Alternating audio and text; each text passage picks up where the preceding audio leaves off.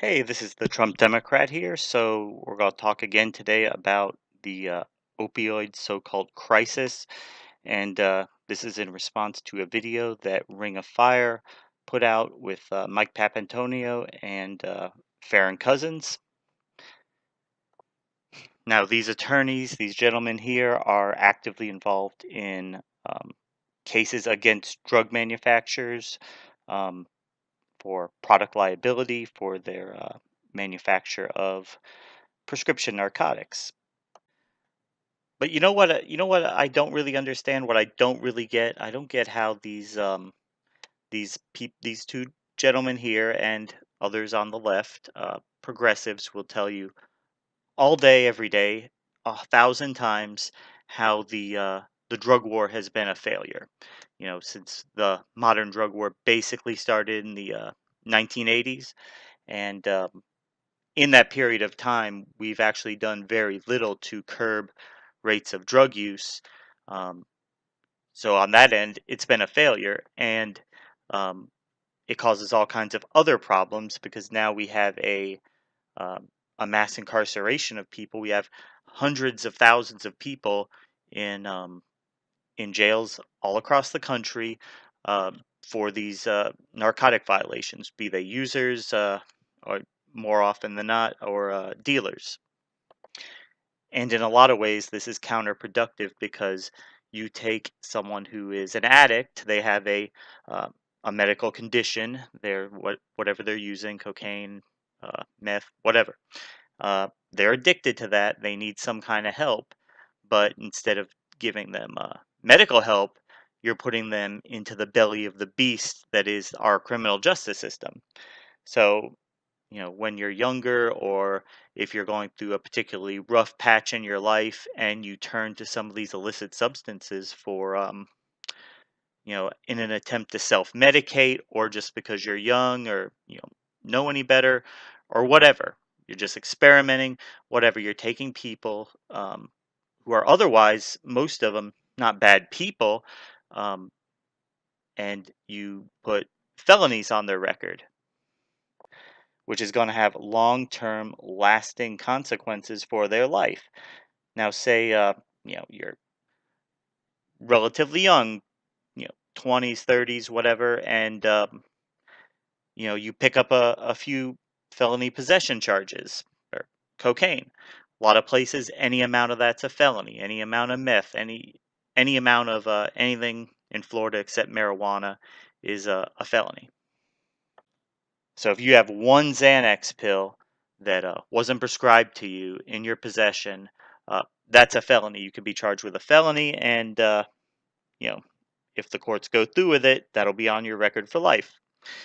Now, later in life, you could be, looking for a job, trying to move up in the world, and say an employer has two people relatively equally qualified.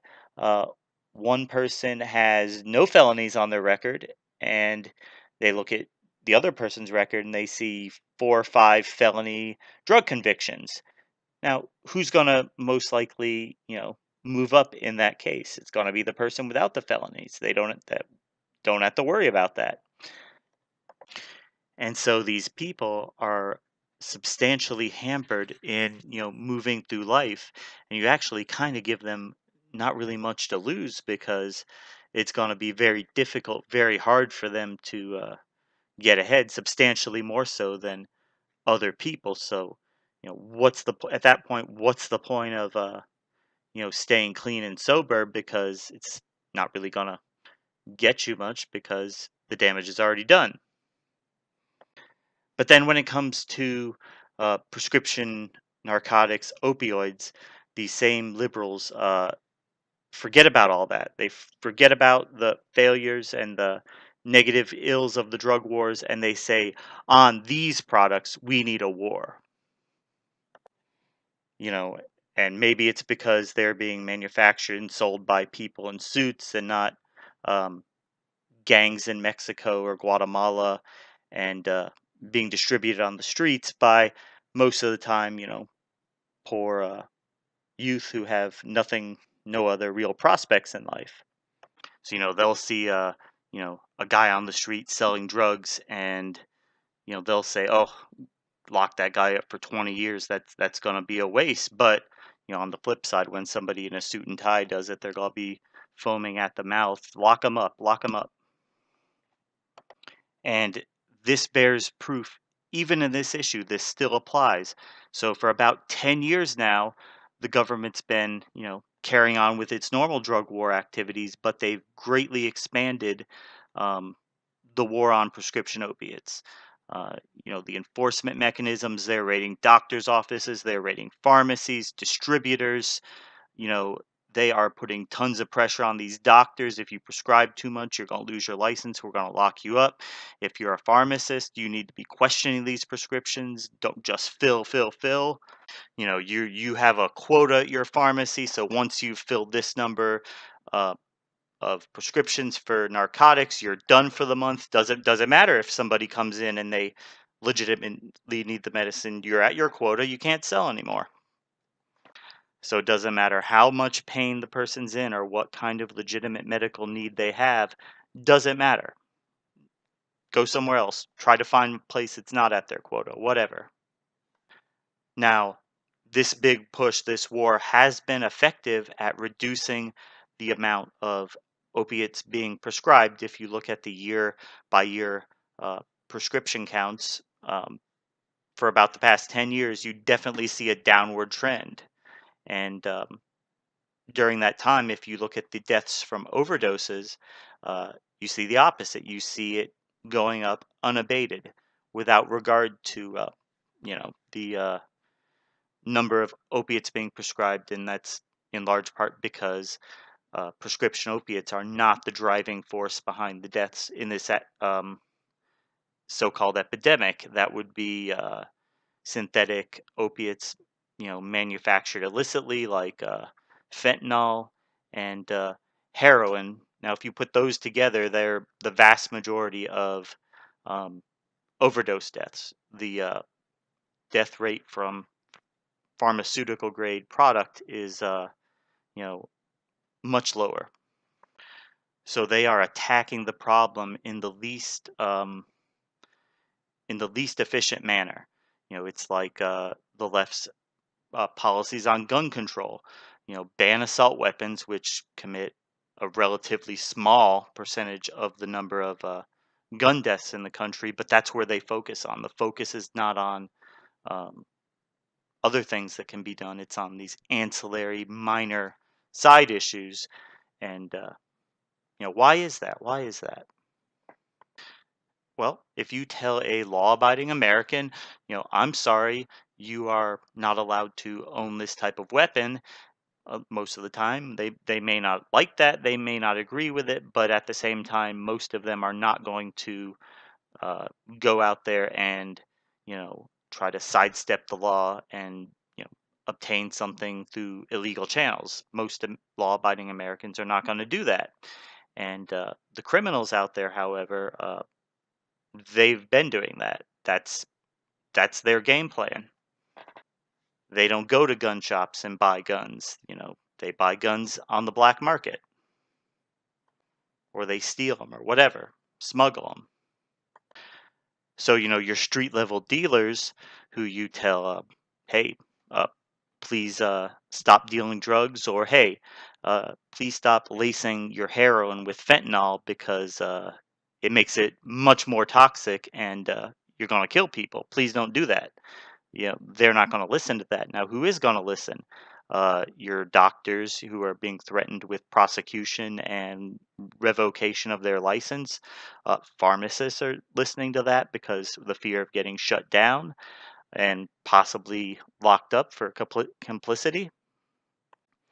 Law-abiding patients who have a legitimate condition or illness, a need for this type of medication, and they're being turned away and told, no, we're sorry, there's nothing we can do for you because um, you might become addicted. There's, a, you know, 8 or 9% chance that you'll become that you'll develop a chronic long-term uh, problem. And so therefore, sorry.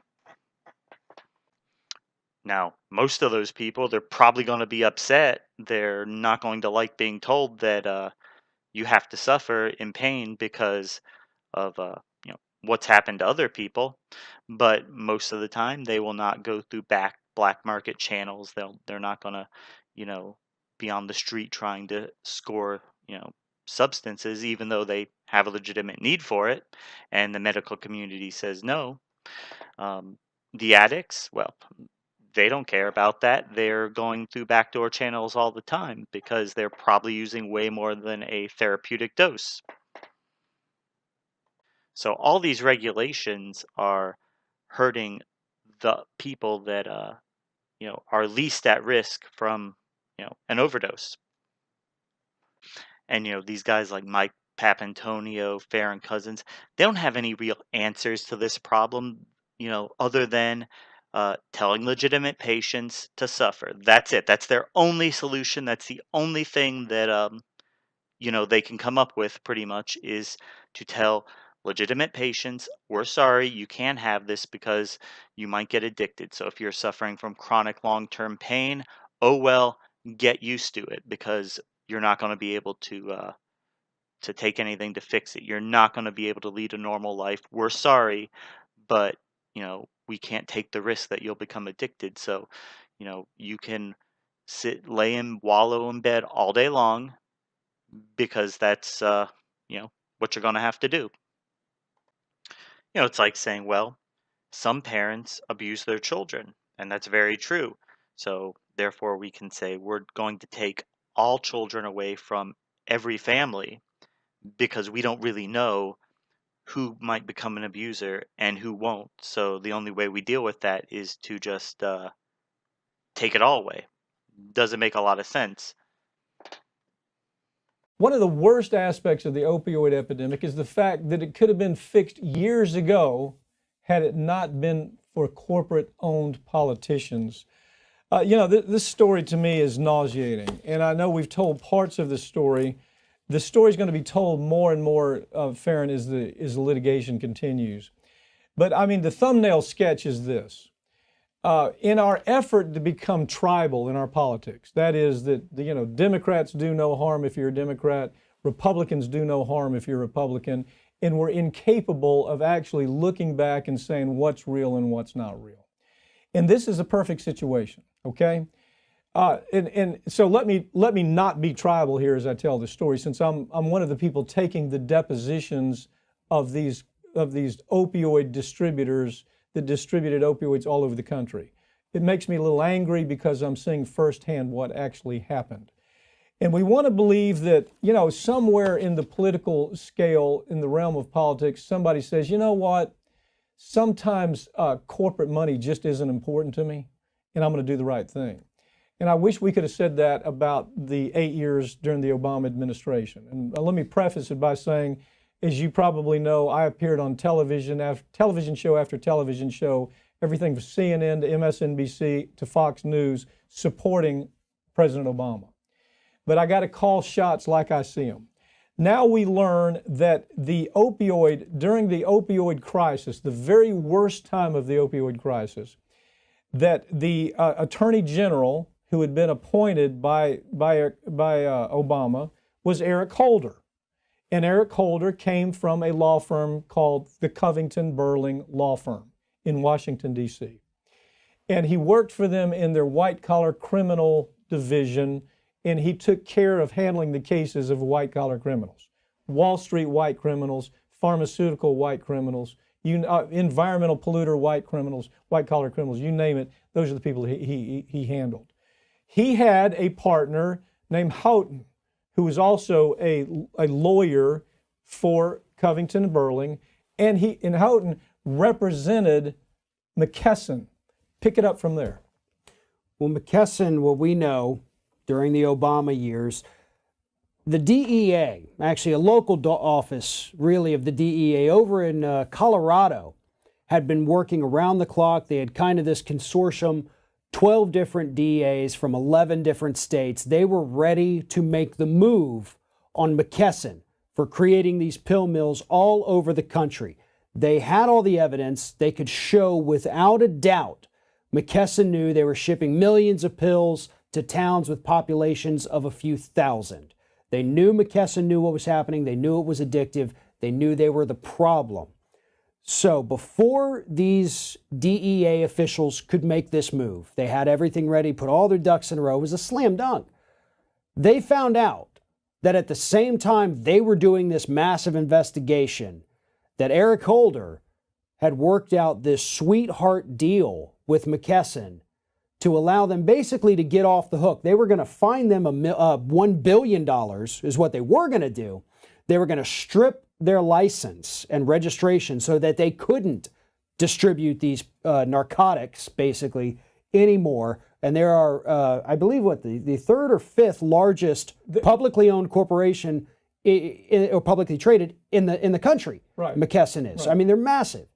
But Eric Holder had gone behind their backs, made this deal, said we're gonna fine you a little bit, a fine that actually only amounted to a few $1 million more than what McKesson's CEO made last year. Yeah, okay. That's how tiny it is. Let me put that in terms of what's real here, okay? First of all, the lawyer for McKesson came from Covington and Burling, the same place that Eric Holder came from. They worked together. It wasn't like they just were casual acquaintances. They worked together on cases. One had an office right down the hall from Eric Holder. They socialized together. They worked together. They were friends. All of a sudden, Houghton is the attorney for McKesson, and regardless of what the DEA found, and they found conduct that was absolutely was criminal conduct. They were prepared to go forward with criminal case. They wanted a perp walk is what they wanted, which has been long overdue in this business in general.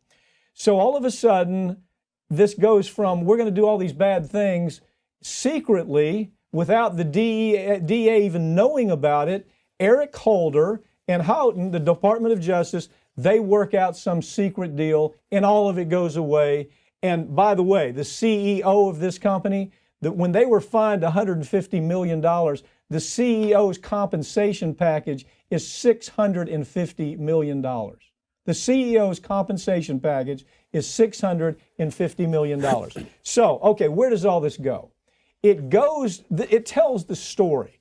It tells in those years that they could have done something. It was the absolute worst time for progression of death in America from opioids. Kids were dying from opioids. Day one, they would be injured because, football injury, cheerleading injury, minor injuries, ankles sprained, things like that. And they're given these opioids because the doctors were lied to about the safety of opioids. The company that produced them, Purdue, told everybody this is safe, they're non-addictive, don't worry about it. This is a special kind of narcotic is what they were telling everybody. So you've seen it, you've written about it in forms over the years, you've kept up with this in National Trial Lawyers.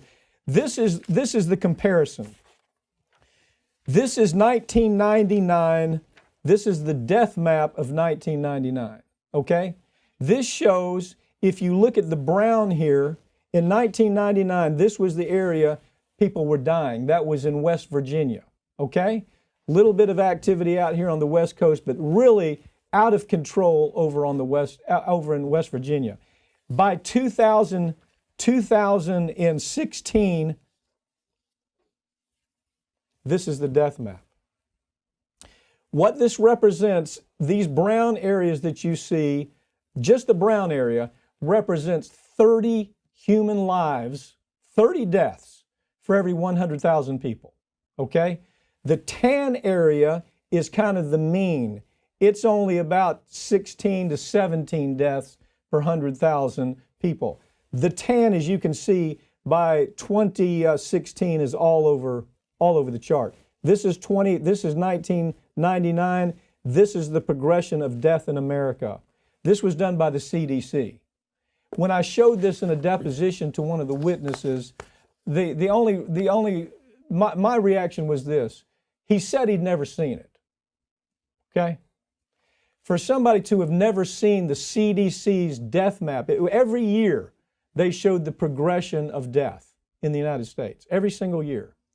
And as we look at this, we understand the problem is nobody did anything about it.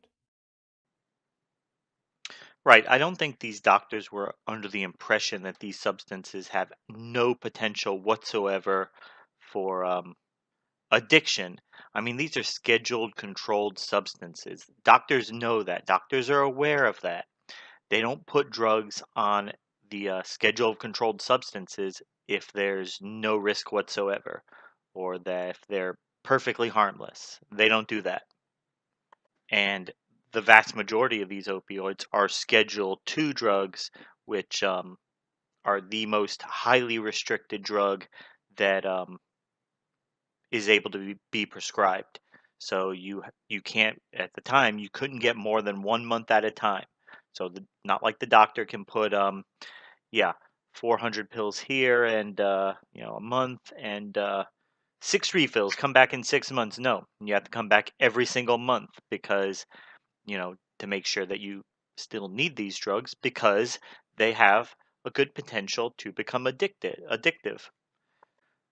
So these drugs are scheduled substances, meaning the government is telling you they're addictive. They have a potential, you know, for abuse.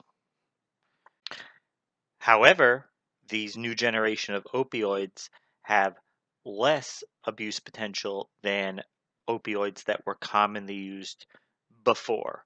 Okay, so the modern opioids, that, are frontline drugs today are less addictive than the drugs that were commonly frontline drugs, let's say 30, 40, 50 years ago. So, most of the time, you're going to be first treated with, some of these modern opioids to kind of diminish the risk of addiction. It's still there. It's still there, but it's definitely, better than opium or morphine.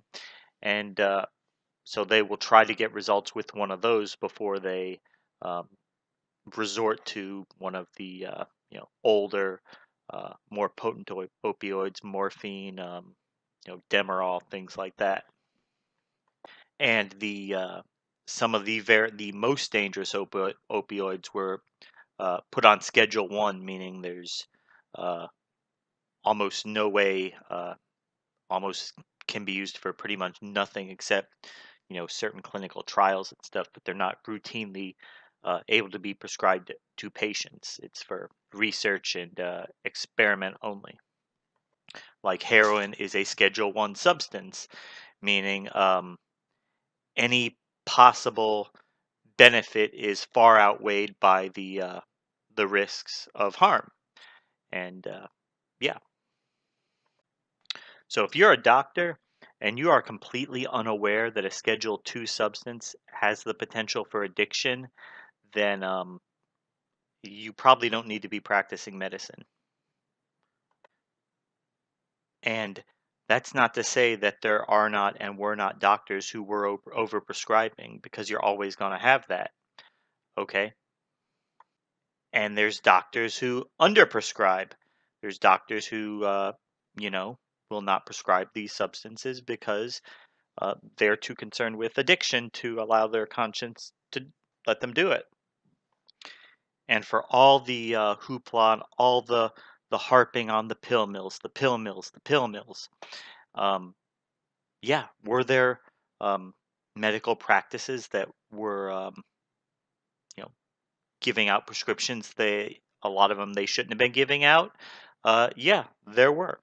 Now, I remember myself in the state of Florida around, you know, 2008, 2007, 2009. There were probably, driving to work, you'd probably pass by 3 or 4 of these, pain clinics, and you knew that, a lot of these people they were prescribing to were not legitimate patients.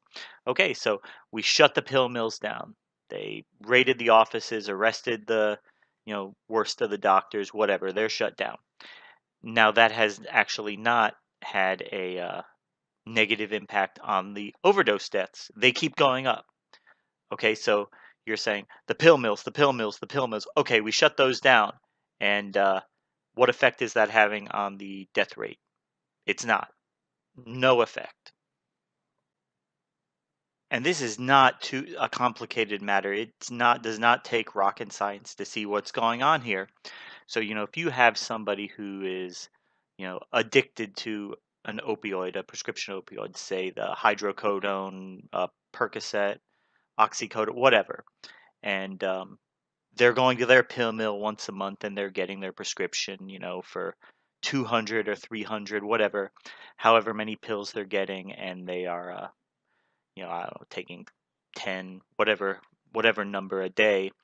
Um, so the cavalry rides in, shuts down the pill mill, and so they don't no longer have access to this substance that they're addicted to.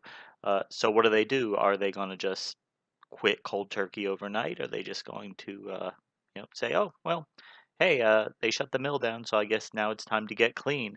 In a lot of cases, no, that's not what's going to happen. And these people are going to turn to the black market. They're going to turn to substances like heroin. Now, somebody who is shooting heroin into their veins is at much greater risk than somebody who is taking, prescription opioid. Even somebody who's snorting it or injecting the, you know, whatever into their veins, that's still safer than heroin, because you can be pretty assured of what's in that narcotic that you get from the pharmacy. When you go on the street and you buy um, your heroin or whatever from Rico, you don't know what Rico's put in there. You don't know how clean it is, how what the potency is, you don't know any of that. You're just trusting that he's not going to put anything in there that's going to kill you. And unfortunately, a lot of times that's not the case, and they do put things that are very harmful and hazardous into these drugs that they're selling, and there's no regulation on it because it's illegal. Okay, so you're taking a bad situation, somebody who's addicted to oxycodone, which is a bad situation, and you're making it worse. You are sending them to even substances that are even more dangerous. So if you want to fix this problem, you have to come up with a better idea than just telling legitimate patients to suck it up and suffer. Because increasingly, more and more, that's what we're doing, and it's not helping. It's not working. And it would be nice. It would be really nice if there were just some nice, easy, simple solution to this problem. Unfortunately, as with a lot of things, that's just not the case. There's no quick fix. There's no easy solution to this problem. Addiction is a human condition that has been with us as long as we can remember and will be with us into the foreseeable future, if not forever. And there's not always a big, scary corporate boogeyman to scapegoat as the problem. Every time there's a DUI manslaughter, we don't sue Budweiser and say that it's their fault. Every time somebody dies in a shooting, we don't sue the well, they tried to do that, but anyway, we shouldn't sue the gun companies, because you know what? Just about anything can be misused. Anything. You can buy a machete at Walmart and you know use it to cut foliage and whatever, and you can also use it to attack somebody with. A baseball bat can be used to hit a baseball, or it can be used to hit a human being as if it were a baseball. The Dunkin' Donuts sells donuts by the dozen. You can decide to eat all 12 every single day, but eventually you're going to have some health problems arise out of that habit because of the nutrition problems in that. You can manufacture a car that people can use to get to work or to get to where they need to go, and you can also take a car and run somebody over with it. You can take a can of whipped cream and put it on your strawberries and enjoy that, or you can inhale the propellants and get so high you don't know what planet you're on and wander out into the street and get nailed by a semi. You can go to the pet shop and you can buy a nice pet that your family will love and take care of. And you can go buy a pet that your family will neglect and abuse, and it will die. You can fill a bucket with water and take it outside and use it to wash your car. You can also fill a bucket with water and take someone you don't like and stuff their head in there until they drown. You can go to the store and you can buy antifreeze and you can pour that in your radiator, and it will keep your engine from overheating. You can also go to the store, buy antifreeze, and put it in the drink of someone you don't like, and it will kill them. You can go to the store and buy a chainsaw to cut a tree down in your backyard. You can go to the store to buy a chainsaw to saw somebody in half with. You can go to Home Depot or Lowe's and pick up a ton of fertilizer to make your lawn look great and maybe even start a garden. You can go buy fertilizer and use it to make a bomb to kill a bunch of people. You can go to the store and buy some rope to hang a tire from your swing or from your tree for your kids. And you can go to the store and buy rope to tie somebody up with that you're going to kidnap. You can go to McDonald's and get a nice big steaming hot cup of coffee to take to work and help you wake up. And you can go get a pot of coffee and douse it on an unsuspecting homeless person on the street, giving them burns. You can go to the hardware store and pick up a can of spray paint to paint something around your house. And you can go pick up a can of paint and use it to vandalize somebody's car. You can go to the store or order from a contractor some concrete to redo your driveway or your whatever.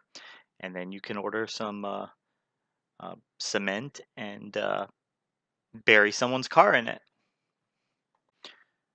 You can go to the store and buy a condom to use as a contraception and disease prevention device. Or a rapist can go and buy a condom to use it to reduce evidence of his identity. You can go out and buy a TV to watch at home, and then you can go out and buy a TV and use it as something to throw at your spouse during an argument. You can go to the gas station and you can buy gasoline for your car. You can also go to the gas station and buy gasoline to use in a Molotov cocktail to, attack somebody with. Now, all these different companies who make all these different products I just listed are all fully aware that their products can be used as intended. They can be used in a good, constructive way that benefits people. And unfortunately, people can use them in other ways that is bad, that hurts people, has negative consequences. And, they know full well when they put that out that that is a possibility that it can happen. And that does not mean every time somebody misuses one of their products that they then become responsible for that because they could have foreseen that it would be an inevitable consequence. You can make a ski mask that people can wear while they're skiing so their face doesn't freeze off. And they can also buy that ski mask and use it to commit a robbery without being able to be identified. But what we do is we say, well, if the product has a legitimate use, um, then that's okay. It's okay to sell, and you can't be hold them responsible for other people misusing the products that they make. You are a drug company. You can manufacture a vaccine that vaccinates against a disease, and you can say, well, before this uh, vaccine came out, this disease was killing 10 to 15,000 people a year, and now that we've vaccinated, it's killing almost nobody, but there are a few people who had negative reactions to the vaccine, and even a few deaths from particularly severe reactions to it. So, at the cost of a few complications and a few lives, you're going to bring the number of deaths for that disease down to damn near zero. A 99% reduction in deaths from a particular disease, but the cost of that, unfortunately, is some people will have a bad reaction to the vaccine. It's inevitable. And doctors are aware of this, they know it, they fully understand. Um, but the benefits of having that far and away exceed, the harm. Because you got to tell 10,000 people, you need to die because uh, if we vaccinate everybody, some people will have a reaction to that. Statistically, maybe 4 or 5 people will die, as opposed to 15,000. And the pharmaceutical companies manufacture opioid pain medication that can alleviate people who suffer from chronic pain. And it can be abused and will have negative consequences. Same thing. You have a good, legitimate use that helps people. And unfortunately, the cost of that is um, a few people on the other side will wind up with another problem. You can go to Walmart and buy a bicycle that you can ride. And unfortunately, you can also fall off that bicycle and become severely injured. Now, trust me, the bike manufacturers are aware of this. It's not, something, oh, we didn't know that somebody, could fall off our product and get hurt. That's just remove the whole thing. 2-drink minimum here. Look, we're all underage, okay? Oh. Okay, then 4 goofy grapes. Road Rash, come here, quick. Yeah, what is it? None of these kids are 21 yet. All right. How many fake IDs we need here? Oh, Jockets, you're so helpful. This says I'm 40 and handicapped. So what? You got a problem with that, Junior? No, I'll limp. Funny. And now, Club Scum is proud to present a new headliner, appearing newly and nightly, Miss Amy Sincere. Ball of Poundstone. Oh, no.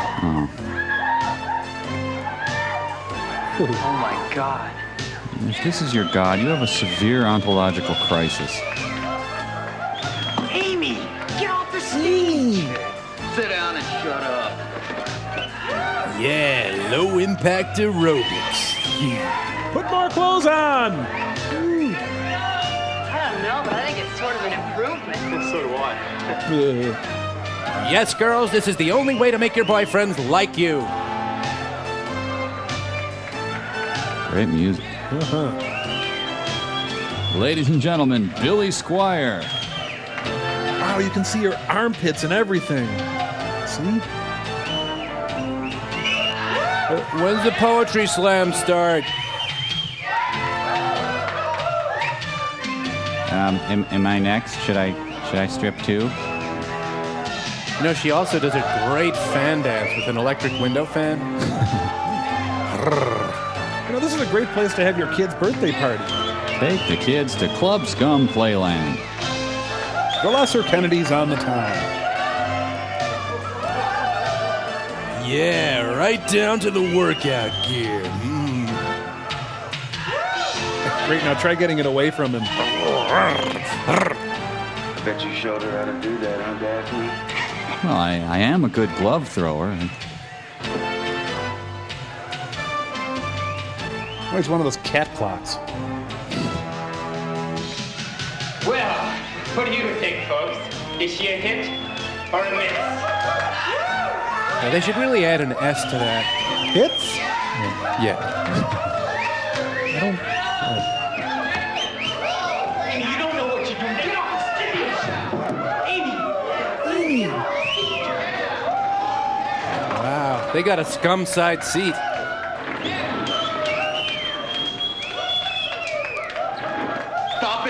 in the show. Drink your milk and finish your peas. She's gonna take off her hair. That ziti was a little garlic. You gotta tell the chef. Red hot, uncensored Jamie Gertz. Just as long as Demi Moore doesn't come out and start shaking her saline bags. Wow. Ribbit. Yep.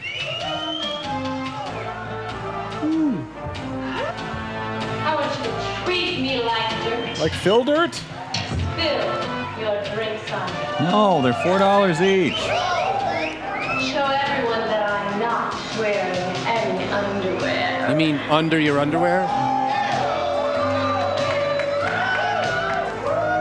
Take me under the table and use me. Make me Prop up the table if it's uneven.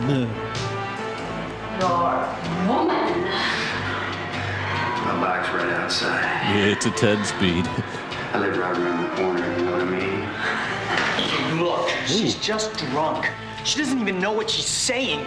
She's never even been on the back of a motorcycle. She's terrified of them. She's also afraid of light bulbs. Would you guys stop sitting